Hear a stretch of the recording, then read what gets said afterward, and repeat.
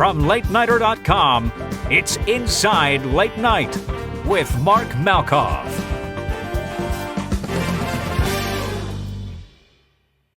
Hey everybody, John Schneider here from LateNighter, setting you up for today's episode of Inside Late Night with Mark Malkoff, where we have Brian McCann joining Mark on the show today. He, of course, worked with Farley at the Improv Olympic, and we'll talk a lot about that, as well as his stand-up career and writing for and working on Conan. If you never want to miss any of Mark's interviews, make sure to subscribe to the LateNighter Podcast Network feed, both on any podcast platform and on YouTube. And without further ado, here is Mark.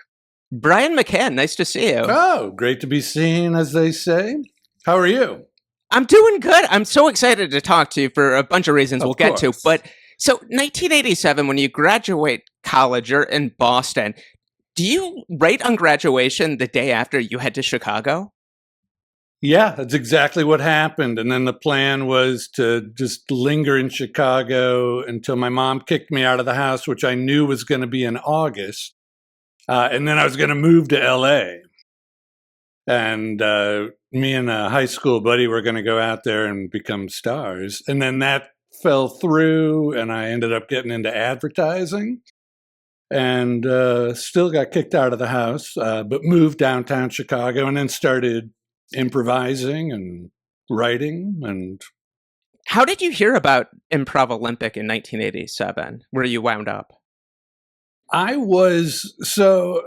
told this story a few times, but I was, if I wasn't going to be a star in Hollywood, the whole thrust of my childhood and everything was I wanted to be a cartoonist, have my own comic strip. And so I set myself up in an apartment in Chicago, and I was trying to get my comic strip going, and I just realized it's like, wait, I can't really write these things yet. Like I could draw, but and I had done them in college, but they were all sort of like very inside joke college, like, haha, that's one of the deans, just sort of like lame stuff like that. And so as I was like trying to write up this whole world of what my comic strip was going to be, I just sort of realized I needed some help writing, or just some experience writing, like especially comedically. And I didn't want to jump right into stand-up because that didn't feel like that was exactly the right fit for me. And so I just started exploring what was going on in Chicago and came across this just very bizarre group. It was very early on, the Improv Olympic, and they were doing a show. I believe it was called Honor Finnegan and the Brain of the Galaxy. And I was not a theater person, really. I did some plays in high school, but that doesn't constitute anything. And so I had no idea what I was going to go see. And so it was just, one of these blank pillbox sort of productions where it was just chairs and a bunch of bizarre people making this like insane sort of storyline, and I was like mesmerized by it.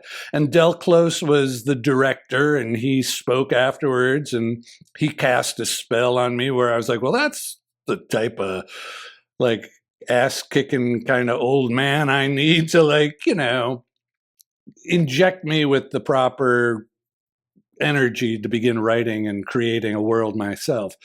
And I just got into it, and I found out I was actually good on stage, which I've always thought I was kind of a funny person. But I was able to get laughs, and they were doing shows 7 nights a week. And within a month, I was like one of the main players. And because it was so early on, and a great crew of people just started doing the same kind of thing I was doing. I think it was all like my age group or whatever, people that had been seduced by John Belushi in the early Saturday Night Live days and stuff. And all these really funny people started moving to Chicago and found the Improv Olympic. And it just, sorry. Please continue. No. There's nothing more to say. It just started just growing. No, it did. It just grew very organically, very quickly. And it was the most thrilling thing. I had no idea what I was getting into when it started. I thought maybe I'd do it for a month and just kind of get some ideas about how to write concisely. And I just found myself on this like weird forefront wave of like really funny people doing really funny things, and audiences like starting to really discover us and come out and enjoy it. And it was just, it became like what I looked at as my grad school. And I stuck with it for, I don't know, almost 10 years. And it was like religion to me. It was like, I've never felt so like at one with creativity. It was great. So 1987, when you started, your first day was also Chris Farley's first day. Is that correct? Or close, maybe. Yeah, no, super close, super close. I don't know. It was like, it seems like within a week or so. Yeah, probably.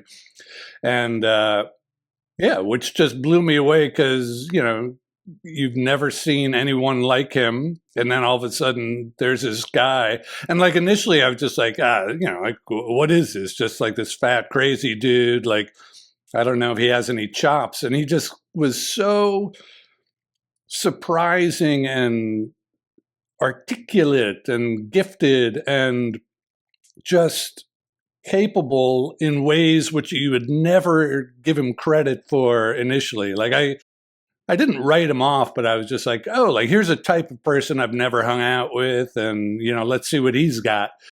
And well, we know what he's got. But it was, yeah, he and I were on the same team right away, and you know, those are easily some of the funniest nights I've ever spent on the planet. Did you bond with him over John Belushi? Because you're from the same place in Illinois as Belushi, and that was his hero. Did you talk about him much? It was kind of unavoidable. I mean, he was very obviously inspired and just trying to live that life, and he did. But he and I, we wouldn't sit down and talk about it. Like we would seek out, like there was there were bars like around Second City, and everything happened around, you know, North Avenue and Clark Street or Halsted. No, I think it was Clark Street.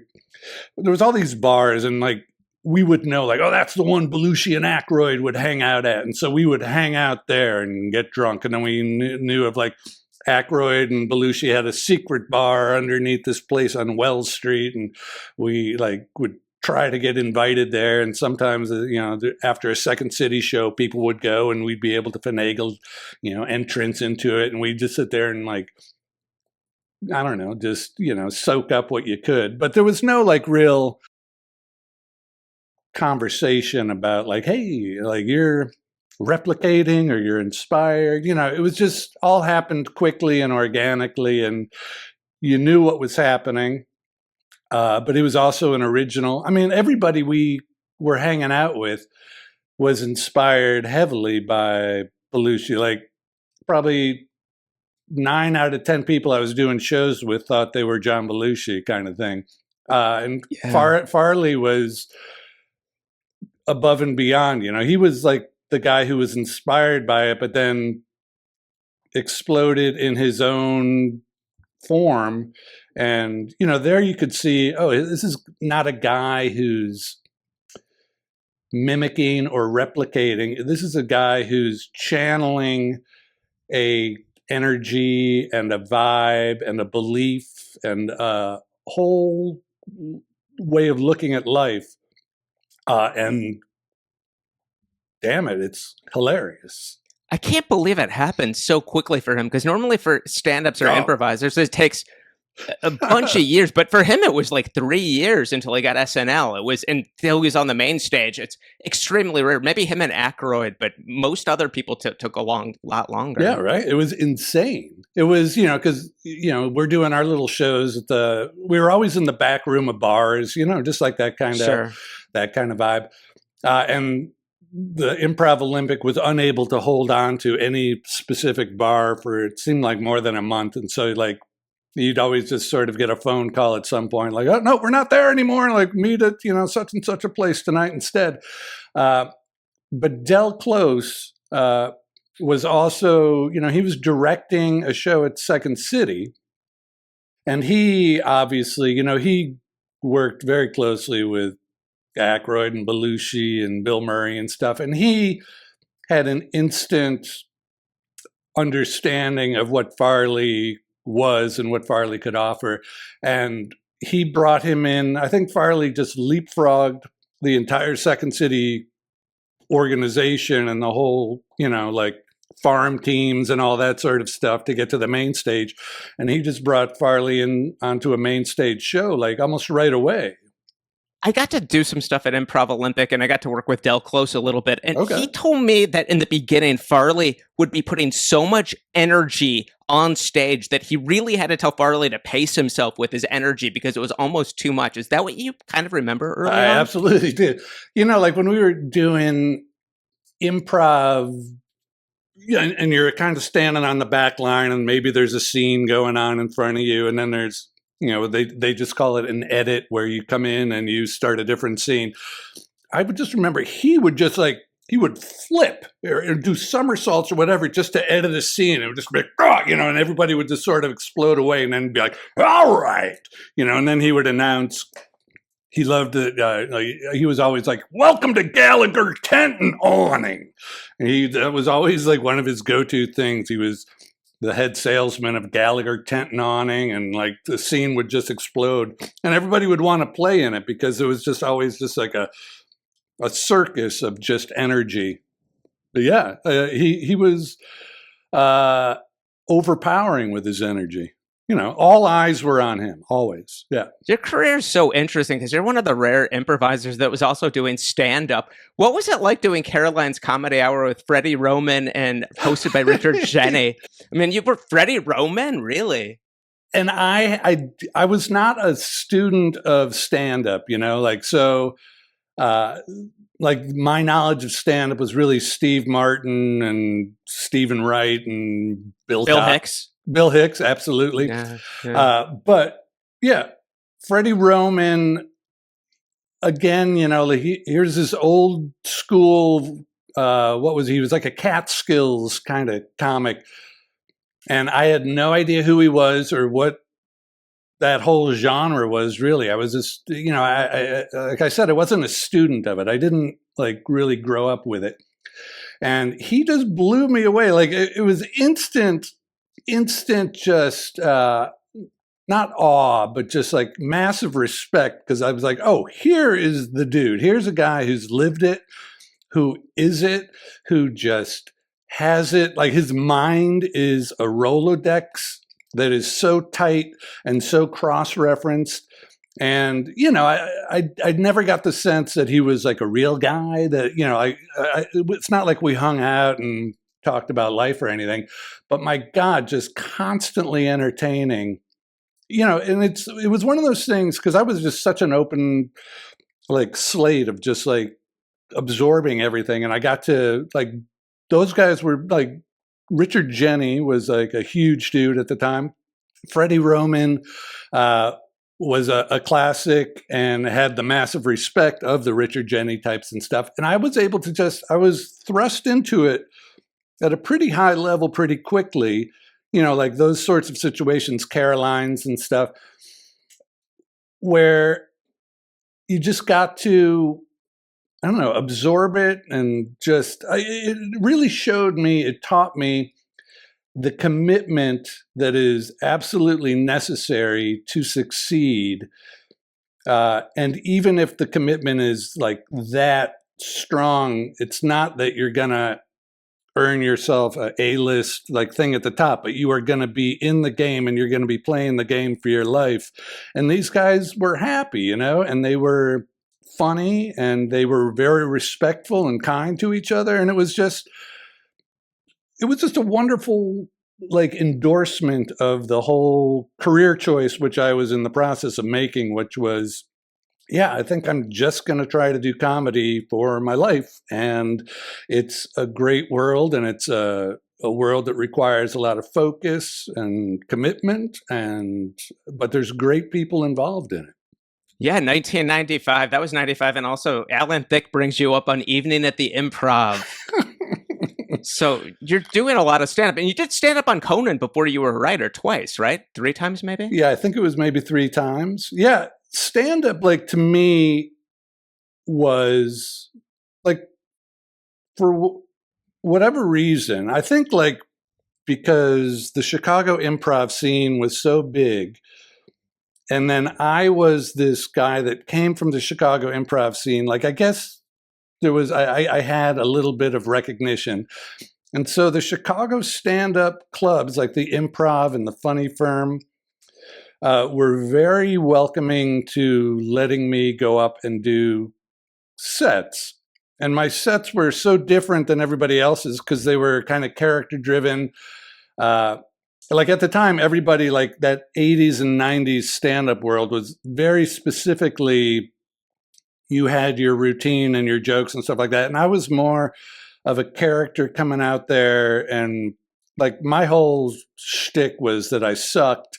And, you know, like the shows, it was always filled with apologies. I was like, you know, I'm going to get going soon, but first, you know, there's a bunch of stuff I got to deal with. So I was always just this like different voice. And I think people that were putting on shows could always find a spot for me. And it wasn't like I bumped with anybody else.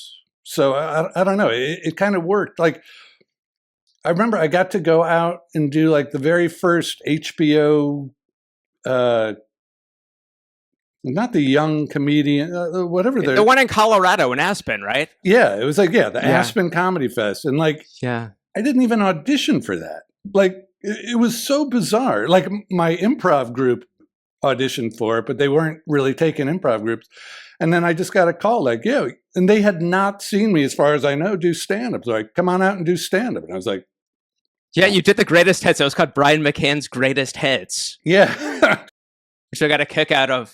Yeah, it was just, that was like sort of a one-man show. I always try to look at things as a one-man show. I don't know why.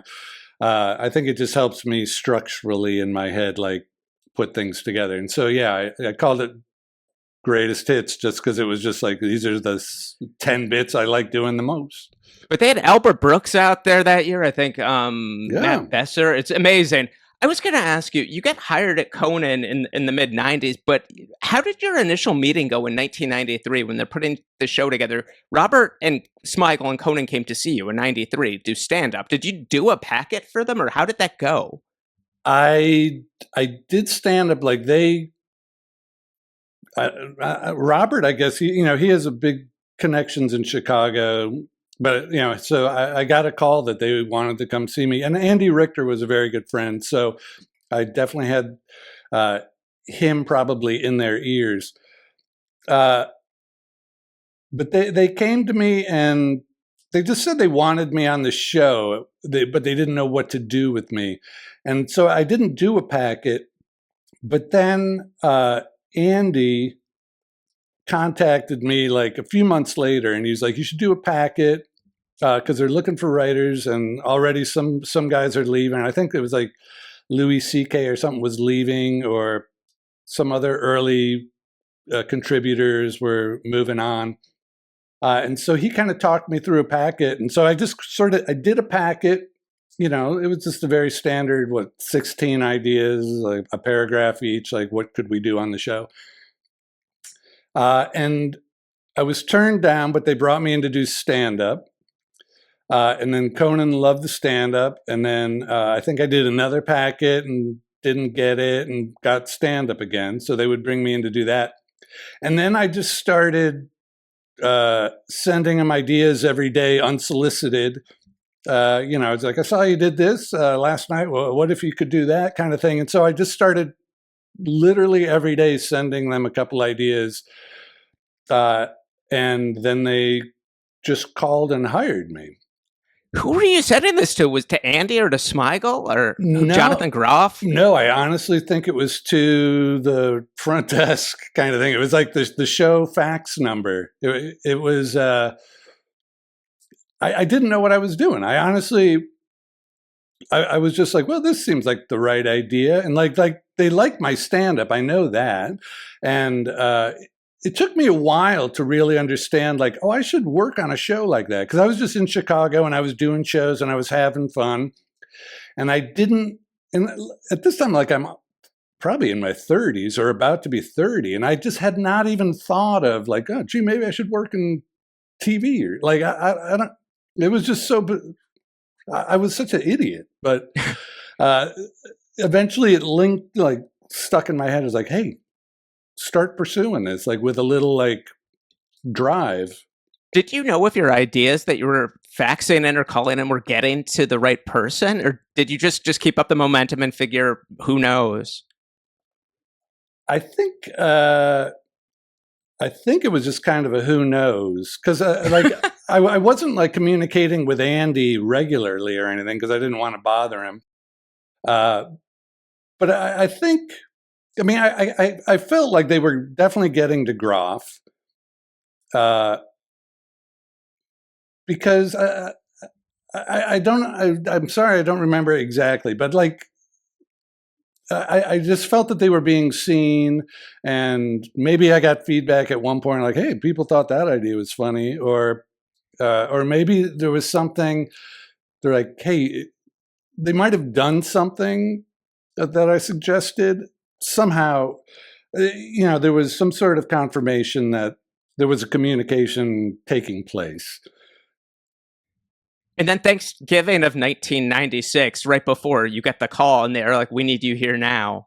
Exactly. So I was, and my wife and I were about to move to LA. We were planning to move to LA in January, and that call just kind of came out of the blue, and I literally got the call and moved out to New York the following day, I think, like canceled my Thanksgiving plans, just sort of moved out there, sublet an apartment from a friend of Matt Besser's, and started working. And it was just like full steam ahead at that point. Like at that point, they were ready to put me on doing stuff that I was writing. And it was just like, I couldn't believe it. You got a sketch on almost instantly, the reindeer sketch, correct, that you wrote? Yeah, that was part of a one-man show that I was doing in Chicago, and it didn't translate well onto the air, but like they let me do it. Like Conan loved to always talk about that show being a volume business and a giant meat grinder, and we just need content, content, content, content. And so I came in and had a fairly good or deep repertoire of characters and bits and things that I found funny. And so, and they were hungry for ideas, and they clearly had faith in me performing because they'd had me on as a stand-up a number of times. So yeah, it all kind of worked. Like I felt I was coming in and already knew everybody from being there as a stand-up, and Andy had like introduced me to the writers prior. So it felt like very comfortable, very easy. I was instantly supported, and there was no looking back. It was just like like I have found my family.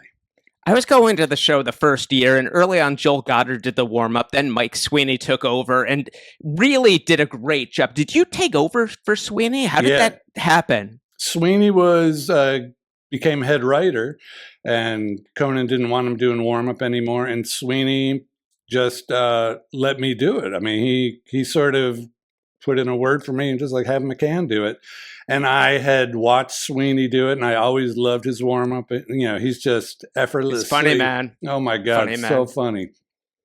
So I modeled what I was doing like after him. I'm like, okay, just go out there and smarmy and talk to the audience. And it was a muscle I didn't have, but I developed quickly. And the audience, I had a big advantage because, as you said, like they put me on right away. So a lot of people sitting in that audience would recognize me from bits or whatever. And so I didn't have that initial like hump to get over of like talking Acceptance. to people. Yeah, like, hey, I'm funny too. Like there was nothing like that. Like I would come out and there'd be enough people that would recognize me that I think other people would be like, oh, I don't know who this guy is, but we'll give him the benefit of the doubt. So when Conan comes out for the warm-up, do you whisper in his ear if it's a good audience or a bad audience or how it is? Yeah, he was always curious about that. And I think I was told not to tell him it was a bad audience.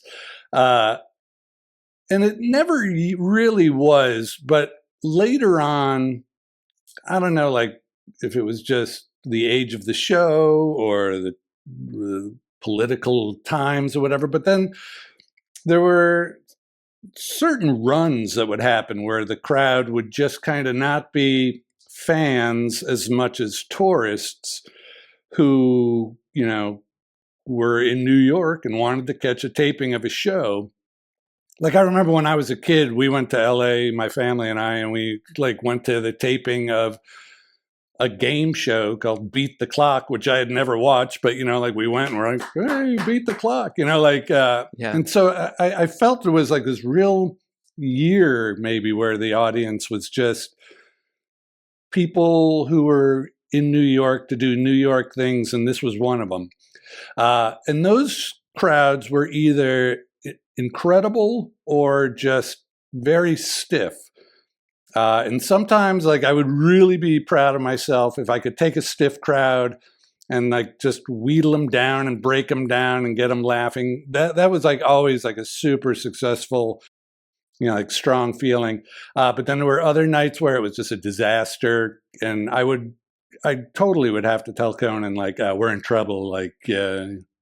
Was he still doing Hunka Hunka Burning Love Elvis when he came out, or did he stop at that point? No, he was still singing when he came out, when you were doing the warm up. Yeah, and it was good energy, it was because the band would come on after me, and the band, what human on the planet doesn't love a live 8-piece entertaining band out there dancing and singing and really just cranking it up. And so the band was always good to ratchet it up, for a good 5 minutes. And then if Conan came out, I don't know, I think it helped him shake off any nerves. And I think it really helped the crowd just see oh, okay, we're in for an insane time here. This guy's a showman. This guy's gonna he wants to entertain, and we are here to be entertained. So it was always a very good raising of the bar and soothing out any rough edges. But some crowds just could not be won. Your warm-up was really funny. I was invited the last couple of weeks to the show, and I went to the show, and the Jonas Brothers were on, and I remember at the end of the warm-up, you said, okay, Conan's backstage doing Blow with the Jonas Brothers, something like that, yeah. And everyone was laughing. And then I did notice after Conan came out, he did the warm-up, and then he was going behind the curtain, that he turned to a producer and went like this, just saying the audience, I knew what he was talking about because I worked in TV for years, that the audience was just okay. I had thought the audience was much better, but it definitely is so hard for that person to get through the show if they're not there, which, yeah. It's funny, like you said, you would think that the crowd was good, but there's certain, I don't know, you just can sense I guess if you're doing a song that always works or a bit that always works, and if the reaction is an 8 out of 10, you're okay, this is, those are just good little barometers of what sort of audience mindset is out there. And so, especially if you've hinted, subconsciously at some sort of ideas that are coming up on the show that night. If I said yeah, Conan's backstage doing coke with the Jonas Brothers, and the crowd was ooh, then I'd be we're in trouble. The audience thought it was, you had the palm. You did such a good job with the warm up. I was going to ask, who are some of the favorite guests that were on the show that you pitched ideas to for sketches that was maybe surreal, that you're I can't believe I'm pitching to this person? The one that sticks out would be, because is Rowan Atkinson, who I really love, Mr. Bean and all his Blackadder and stuff. And so he actually came to the producer he was working with, Frank Smiley, and said he was up to do a bit. And so I had this idea, and its execution, it's always exciting to do that. And I was I can't believe I'm spending, tomorrow is going to be the day I'm shooting with Mr. Bean. And the idea was that he came to the show in stages, a limousine would arrive, and it was his shirt, and another limousine would arrive, and it was his shoes, and it was just this guy, it was some sort of he is so fancy, sort of just but I remember it played so slowly, and it was the payoff was so subtle, or, it was just like, I remember Rowan Atkinson said he wanted to do it because like, oh, this is so very British. But it didn't play all that well for the rowdy American crowd. Like, they weren't enjoying watching a pair of shoes roll up in a limousine. But that's great you got to work with him. You've got to work with so many amazing people. You mentioned that you did a sketch once with Conan where it completely bombed. Did they stop tape, or did in post-production, did they sweeten it, or did it air as is with silence? Oh, there are plenty that aired as is with silence. There was one thing we did.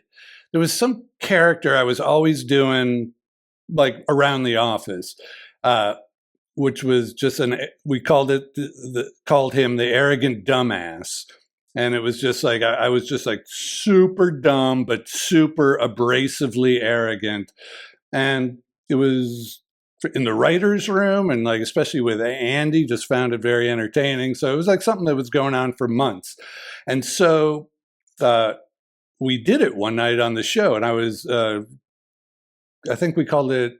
I was a page. I was supposed to be a page coming in from the hallway, and I was playing this arrogant dumbass, and the crowd instantly, like the first line of it, like I forget what it was, but the crowd. There was no laugh. It was just like this, oh. It was just like this, like, group bit of disgust. And in my head, I was like, oh my God, like, I knew right away that they thought what I was doing was making fun of mentally challenged people. Like, that I was mocking, physical, inefficiencies. And it was terrifying. And in my head, I was just like, 7 more pages to go. And it aired? It aired. Wow. It aired. And it was just, and I'm sure you can see sweat coming out. It was just like awful. And there was another one we did where I was in the audience. I always love doing stuff in the audience. And I was some other moron character. And I remember the crowd just was not on board with it. And at the end, like they would always bumper out to commercial at the end of the sketch, maybe just showing the person in the audience. I forget what it was, but it was just me in the audience. And I'm just going, I love to sing. I love to dance. I love to sing. I love to dance. And the whole audience is just stone faced. And I'm just trying to sell it. Like I can still see the red light on the camera. And I'm like, oh, just cut. Your batting average, though, was exceeded Ted Williams. I mean, in terms of the sketches, you did do a new character, which was you got booed by the audience, didn't you? It was like water bottles or jugs that you banged. But what was the character? It was the guy who's the I am not annoying guy. Okay. And so I had two giant, those water cooler plastic jugs. And it was part of that run of characters where Conan would just be introducing a new character after new character after new character. It was like a desk piece, and we'd look at 10 new characters. And so I was the I am not annoying guy, and it was just me banging those things in front of the crowd. And the crowd liked me because, I had done the warm-up and the crowd was on my side. So I think they just felt very comfortable. Like that was like the whole crowd was booing like so loudly. And I'm like, I am not annoying. I am not annoying. And I'm just like banging this. And they just felt so compelled as a group to just boo. And like that to me was one of the sweetest successes of all. It was love. It's like when they would boo Karnak, when they would boo Johnny Carson's audience would boo Karnak on a bet. I was going to ask, what was that like in May of 2000 when Andy Richter left? I mean, that must have been a tear fest in terms of, he was such a part of the family. What stands out about when he left? I just remember there was just a real like behind the scenes, like what is going to happen? Like, and what is he doing? And he wanted to start a new show. And I was kind of talking to him, very casually about like, what could that be and stuff. So he was still in my life. It wasn't like he exited my world really, but the show was so different. And rehearsals were so different. And it was like a real, what I love about Conan is things like that. And, and there was always ups and downs and weird twists and turns with that show. not just Andy leaving, but like with being renewed and time slots changing. And Conan was always very intelligent and calm and inventive in the way he would attack those problems and turn them into positives. And he was very open with, like, we would have meetings in his office, just him and the writers, and he would open it up to discussion of like, what should the show be? Should someone come in and replace Andy? Should we have, like, there was talk at one point of like Patton Oswalt could be his new sidekick.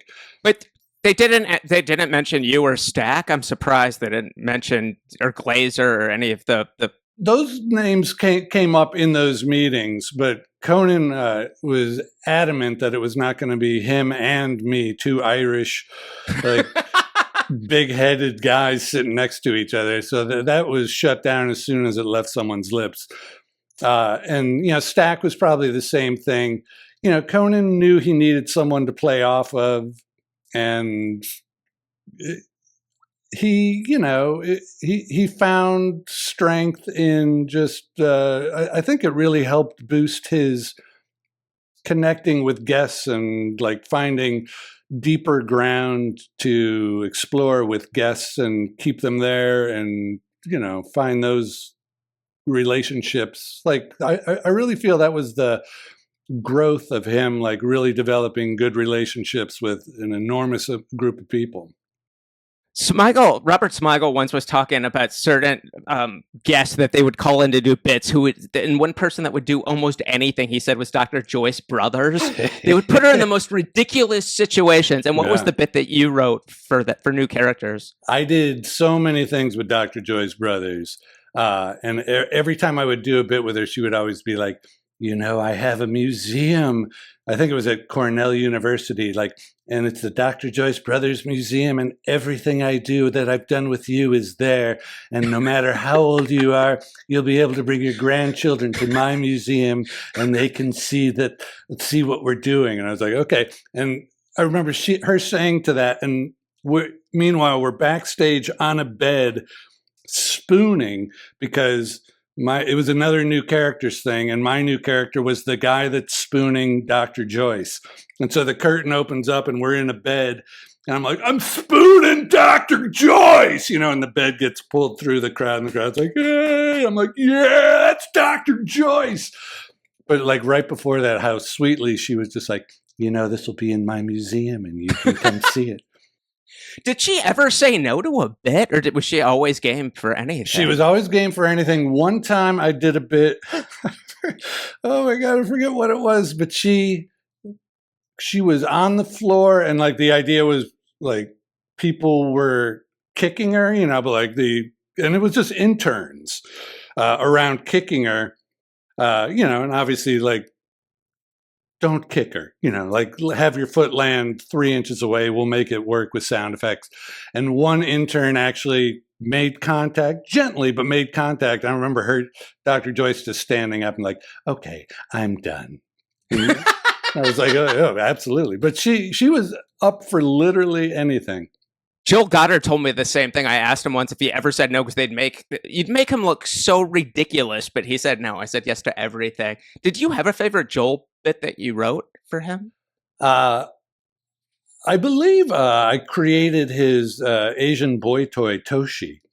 And so I remember. Yeah, Toshi was featured in many, many bits. That's his real name, by the way. I want to say that's the guy's name, right? Yeah. I met there was a previous Toshi. It's so funny. I have a 8-year-old son, goes to school in New York public schools, and I was at a parent event, and an original Toshi came up to me. His kid is also in my son's class, and he's like, "Yeah, you had me like years and years ago." I was like, he came in to audition, and he really wanted to be Toshi.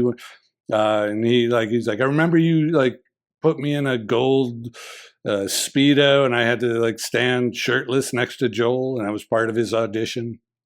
And I'm like, now we're parents. together. Transition. Do you think it was necessary to have 12-hour days for the writers based on just a desk piece and one act 5 or whatever it was? It wasn't a lot of comedy for 12 hours. Was it necessary? No, it wasn't. But for, and I was a firm believer in that it was not necessary. But, every once in a while at 1 a.m, something like sort of legendary, brilliant would come out that, would then make an anniversary show or something. And you'd be like, all right. But for the most part, and like when we moved the show to California, there's the Tonight Show and stuff, the hours got so much better. Like we'd all of a sudden be leaving at 7. And I was like, yes. I'm shocked. I thought it would be the reverse since it's the Tonight Show and it's more involved that it got better. Wow. It got better, and I think it was just a financial thing, like of having to pay for dinners or something like that all of a sudden. So you got your social life back.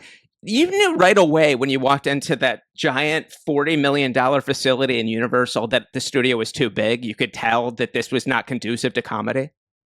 It was certainly not conducive to where we came from or what we had been doing for whatever it was, 12 years or however long. It was a completely different setup. It was a big, wide studio and very deep. And, like when I was a kid and I went to go see the Tonight Show, and I think I even in college, I would go out to California and I would watch the Tonight Show. That was like such a very long, narrow studio. And I remember reading a book where Johnny Carson was like, it needs to be that, and the crowd needs to be focused and tight. And so the comedians just playing, because you're trying to play to a camera and a crowd. And if the crowd is all around you, then you lose the camera. And if you're not talking to the camera, then you lose the real important people, which are the ones at home. And it was just, it was too big, and the audience becomes a little too much of a part, too much of a presence, and a little hard to control. Where was the strangest place that you traveled for the show? Because you went all over the country. Was it Budapest? Was that the most out? Absolutely. So I was in charge of, I think it was originally a Dino Stamatopoulos bit. But yes. It was the ventriloquire. And it was like for holidays, they'd bring out, 8 to 10 ventriloquists and their dummies. And the dummies would sing kind of a traditional, holiday song, or the turkey in the straw at Thanksgiving kind of thing. And so I inherited the ventriloquire, and we had done a few. And a talk show host in Budapest saw it and insisted that the ventriloquire come and be on his show. And so within a week of that call, I'm on I remember I got to fly first class because the Writers Guild lets you fly first class, or demands it, for a flight that's whatever, international. And the ventriloquists had to sit and coach. And the ventriloquists were all very bitter about the fact that I'm up in first class, and the producer that was going with me was up in first class. And I remember one of the dummies could not fit. Like these guys, like they travel with their dummies, and the dummies are their children. They don't check them in with the luggage and stuff. Like they really have a relationship with their dummies that is paternal. And one dummy was not fitting in the overhead somewhere back in coach. And so I remember there was an empty seat in first class, and the dummy, they just buckled it in its case, but like next to me in first class was not a ventriloquist, but a ventriloquist dummy in the box. And then we get to Budapest, and that was just completely surreal. Like I remember the camera crew had just come back. They were like war correspondent people. I forget what war was going on in the Middle East, but the guy was just back from Iraq or whatever. And he was just so happy to be out of the firing line and just back in Budapest, where he could just run around and have fun with the ventriloquists. Alan Zweibel, who one of the original Saturday Night Live writers, was writing for, I think it's Gary Shandling's show, and said that they at one point were going to possibly have Sherry Lewis and Lamb Chop on, and Sherry Lewis insisted. He says this happened, that Lamb Chop had their own seat on the airplane. Yeah. Like, you need two. And I'm just like, you've got to be kidding me that this is a thing. I had no idea, but you've just proved this exists. It's completely exists. And then, you know, I spent 2 days in Budapest with these guys and their children. And like, it's amazing. Like, my child, I have an 8-year-old son, like I said, does not get treated nearly with as much respect and just love as these dummies. Lauren Michaels on Saturday Night Live will put sketches on sometimes that are not his favorite. Like Mr. Peepers with Chris Kattan was not his favorite, but he would put it on. Now, I know Conan initially was not really into Preparation H. Raymond, but was Conan like that as well? Might not be my taste initially, but if the audience likes it, we're going to put it on. Yeah, I mean, and it gets back to his understanding that it's a volume business, and you know, you got time to fill every single night. Like, we were doing 5 nights a week, sometimes for 12 weeks in a row. Like, it's true. You know, and Saturday Night Live, like, would be doing 3 shows a month, you know, and they would even be having trouble filling it, you know, like with all tight ideas. And so if something worked, Conan was like all for it. It worked right away. And that was one of those things, just fooling around the office from 2001 to 2009. I think I don't know how many times you did it, but it got to be a huge staple and always got a huge ovation. Yeah, it just came out of, you know, like all sorts of companies were always sending whatever to the show, like with the hopes to get it on the air. And so one day we did receive a giant shipment of Preparation H, and nobody wanted it. And so like I put on a Santa Claus hat and just started like running around the office and sort of making up little, not, you know, like little dirty rhymes about sphincters and buttholes and stuff. And then it was always the origin of my pieces that made it on the air were just like screwing around the office and someone going like, let's do that on the show. Let's do it. Who were some of the guests that you went backstage to say hi to, just as a fan that you wanted a photo with or an autograph? Did you do that at all? I did it initially. I remember Eric Idle. Oh, yeah. At the Today Show, I know he was across the street when he was on, or maybe it was in studio. Yeah, no, I think it was across the street. But I remember like going up to him and just like, hey, I love you, man. And him just like looking at me, just going, you love me? Which I'm sure he was like just like being funny, but like it really struck me as just like, I'm not going to talk to people anymore. Like, because I don't know, it's a Python. Come on, you have to. We all love Python. Yeah, we all love Python, but it was just like interesting. Like he wasn't being a jerk. He was just sort of pointing out, I don't know, like, do you really? You know, like kind of thing. Or like, you know, it was just like, thanks for saying hi, but you didn't need to do that. It was that sort of feeling. And so like, I never pursued that. I had one other idea. I remember I wanted to get a picture of Don Rickles, and I wanted him to, I just thought it would be funny if it was like a picture of me like saying something like that in his ear and him just like pretending I was so hilarious. I just wanted a picture of Don Rickles thinking I was hilarious. And I was like trying to run the idea by him. And I remember him just turning to one of the producers. He's like, who is this guy? Get him out of here. Did you get your photo? No. Oh my gosh. And so just a couple things like that where I was like, you know, I'm just going to hang back and do my thing. It was that seems like so Larry Sanders. I know the Lorraine Bracco also was very Larry Sanders-esque with you because you just had done a bit and you're on the couch. She's trying to talk to you as a human being, and what do you do? I was staying in character. Like I think I was Preparation H. Raymond, I think. And she was she always got a kick out of it. And so then Conan brings me down to sit next to her. And then we were starting to go to commercial and the camera's still on. Again, you can see that red light. And so like in my head, I'm like, I got to stay in character. And so she was just, you know, she said something nice to me and I'm like, oh, really? Okay, Lorraine. You know, and she's like, oh, are you going to stay in character? She just said that to me. It's like, are you going to stay in character? And like the light was still on. I'm like, you know, I'm going to do what I got to do, Lorraine. And she's like, okay, well, I'm not into that. I remember in college people quoting Mick Ferguson, bulletproof legs. How did that come about? And how many times did you do that? You did it a few times, right? Yeah, we did it. It was very funny. 5 or 6 or 7 times. Eventually, the censors asked us to stop because they thought it was promoting violence against homosexuals. They assumed that McFerguson was homosexual. My character never occurred to me, but that came about as everything. I didn't know that. I never thought of that. I just started singing that one day in the room, like not as a pitch, just like killing time before the John Groff got in there or something. And then I think it was Brian Stack was like, let's do that on the show. How hard was it when you left in 2012? Did you tell Conan? Did you sit down with him? What was that last day like for you? And they did the tribute to you.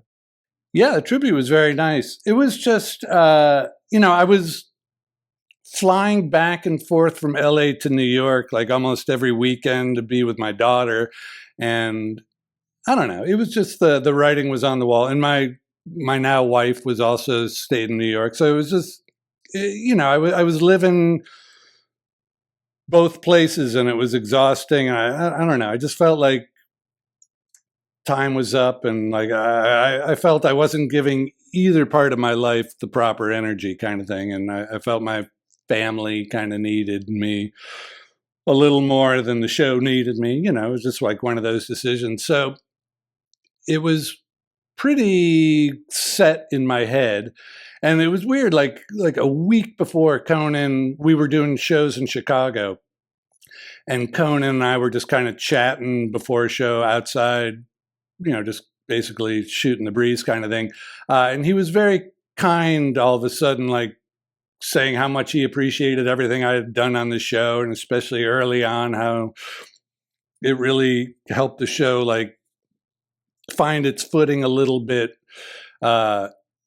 during all the tumultuous like re-upping and stuff like that. He felt like having characters that he could keep coming back to, I think just helped solidify a little bit of what the show was. And like in my head, as we're talking about that, I'm like, next week, I'm going to tell you I'm leaving. It was just like weird timing. But he took it like very well. He was always supportive of things I did. He was always very kind if I needed whatever, like time away or some amazing run. Yeah, 17 years, unbelievable. Were you surprised when you were working on the Dana Carvey sketch show pilot for Fox with Spike Verison? Were you surprised it didn't get picked up, or did you think it was strong enough? I thought it was strong enough, but there was sort of behind the scenes stuff that made it clear near the end that it wasn't going to happen for, I won't go into it, but it was kind of clear it wasn't going to happen prior to us finishing shooting it. So it wasn't like not picked. I don't know why it wasn't picked up if they didn't like the content of it. I think it's a pretty funny pilot that we put together, but I think it was just sort of decided by kind of both Spike and Dana, like, nah, like. I'm just always shocked when Dana does anything. He doesn't like leaving his home. He's told me this before. Yeah. So whenever I read that he's going to be doing a podcast in studio or do something, I'm always like, wow, yeah, Dana's leaving or going to Largo every couple of years. He'll do something. But I love it. And then you worked with him on a sitcom as well, Project, right? Was that something separate?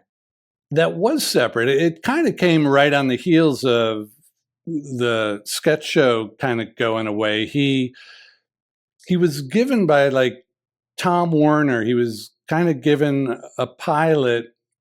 They wanted to have him in a show like sort of a Cosby Show sort of thing, where he's the head of a family and, like a cool dad and fun dad and funny dad. And so myself and Michael Gordon, another writer at Conan, worked with Dana pretty extensively for a solid month. And we even did a read-through at Tom Warner's house, like in the Pacific Palisades. And I remember he brought in Ed Asner as a surprise to be like Dana's dad. And it was like a really fun, cool evening. And I thought the show was really fun, but I think for reasons that were never clear with me, like Tom Werner just sort of passed on it. Who knows? But that's still, Dana's a great guy. Oh my God. To work with him was just astounding. Just constantly funny. Like, I had such a man crush on him. I was just like, my wife would just charming. Like, oh my God, he's just so funny and charming. Likes to do bits. Yeah. When you were he does. When you were a writer producer on Totally Biased with W. Camus Bell, was Chris Rock as EP? Was he very hands on? No, he was not hands on. I think I saw him twice, and one was kind of when I was just starting. He happened to be backstage, and Chuck Sklar introduced me to him, and he was very intimidating presence, like, to me. Like, I remember being introduced to him, and him just kind of like looking at me, and then he looked at Chuck and he like points to me. He's like, "This guy's funny," and I was just like, Jesus. But I think he was just, being whatever, giving me the business kind of thing. And then the only other time I saw him was he came in and he was just livid about some bit that had gotten on the show, and he came in and just like was just ripping into Kamau and the writers that created it. It was like some sort of award show parody about the Audi Awards or something. And he was just like, you cannot have a bit on a show where you are outing people that you don't know if they're gay. You can't come out and like start outing them. It was like all done very humorously and like tongue in cheek kind of thing. But he was just like, read the riot act. That was the only other time I saw him. Were you surprised? Was the room surprised with his reaction to something like that, with his comedy being so edgy? I was initially surprised, but then the longer, his rant was probably only 5 minutes, and it convinced, I was just like, absolutely. Yeah. Like, he was just, he was passionate about it. And it was fascinating, and 100% he was right. Yeah. It was just like, for only having seen him twice, it was just interesting that the second time was like this super intense, running a show type of guy, and not coming in humorously and screwing around kind of thing. So I've always really found him hilarious. So it was just very interesting to see this other side of him. And it was completely passionate and completely correct. And, it made me admire him even more. So like when, this is completely unrelated, but then, years later when he's getting slapped by Will Smith, the way he handled that was just so masterfully and just so incredibly. And I remember that brought me back to that, rant he made about these Audi Awards. I don't know. I have nothing but respect for him. Yeah. I was going to ask, what was it like in 2021 being the head writer for the Kids Tonight Show? I don't even know if people know what this is, but I would just think that would be so, I don't know, freedom to do a lot of things, but at the same time, maybe limiting by a network standpoint. I mean, what was that like? That's very well assessed. It was interesting because it was during COVID. And so we had to, the Kids Tonight Show, if you don't know, there was like 4 kids that were selected to kind of be co-hosts kind of thing of a Tonight Show format, but 4 kids. And it was, like 2 of the kids would be running the desk. 2 other kids would be like maybe out on the street or, correspondence. And they would all kind of rotate in and out of those positions. And there was a band guy, Wrecker on drums. He was like the head of the band kind of thing. And it was like a really fun makeup of a show, but it was during COVID. And so there was enormous restrictions right away on how much time you could spend with these kids. And there was also all these like child labor laws. So these kids, like, you couldn't just do a show. You had you get 1 hour with them in the morning, then they have to go to a school, and there'd just be tutors that would take them away, and there were people watching to make sure you were not using them for longer than an hour. So it was all very structured, and it was not a way to organically build stuff. But the kids were really funny, really talented, and I think in a better environment where the kids would be allowed to just kind of hang out and write and screw around and, like a regular show. I think there would really be something there, but it was just very structured, and there was all sorts of lawyers lingering about to make sure no work codes were being violated or meal breaks weren't being adhered to. But what was really interesting also was it was in the old Conan studio. Oh, wow. 6A. Yeah, it was in 6A. So it was very surreal to be in there doing a completely different show with a lollipop gumdrop set as opposed to what we were doing. But, in essence, kind of the bits were similar in a way, weird, surreal, funny, non-topical sort of comedy was always the better bet. The last question I wanted to ask is, you wrote this book. I forget what it was called, but wasn't it deers that were hunting hunters? It was like a reversal. Yeah, that was not a book. That was a video game. Oh, was it a video game? Okay, but you wrote it and you wrote the jokes. Was it your concept? No, it was not my concept. It was a guy from Simon & Schuster reached out to me, and he was he wanted to do a parody of the deer hunting game. There was a super popular video game, I think just called Deer Hunter, and it was the biggest game of the year, and it was just you could go deer hunting. And so this was, or maybe our game was called Deer Hunter. Either way, he wanted to do the opposite, where it was deer hunting hunters. And so myself, him, and another producer from Simon & Schuster just sort of created this game. Yeah, they did a few incantations of it, and I only really did the first one. And I remember bringing in Amy Poehler and Tina Fey. They were new to Saturday Night Live, but I brought them in to do voices, and I think Brian Stack did voices as well. It got some press. It did. Well, the game it was parodying, like I said, was it was the number one video game back in the day. Yeah. Brian, thank you so much for talking to us. Brian McCann, this was fun. Amazing career you've had. I've been a fan of yours for a long time. So thank you, Mark. We really appreciate this. This was a great time. I appreciate it as well. Thank you. Thank you, sir. Thanks for listening. Please subscribe so you never miss an episode. On Apple Podcasts, please rate it and leave a review. Be sure to go to LateNighter.com for all your late night TV news. And you can find my podcast at LateNighter.com/podcasts. Have a wonderful week, and I'll see you next Tuesday.